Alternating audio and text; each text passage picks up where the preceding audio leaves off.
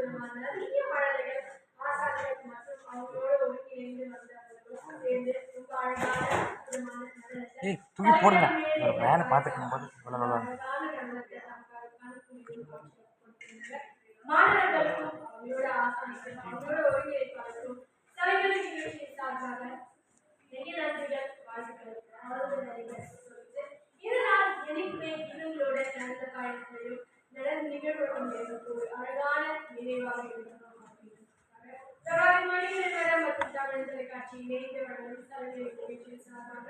2 பேருக்கும் அவங்களோட நடந்த பயணக்கும் அழகான ஒரு சிறிய நிகழ்ச்சியும் வாழ்த்துக்கள். இதே மாதிரி நிறைய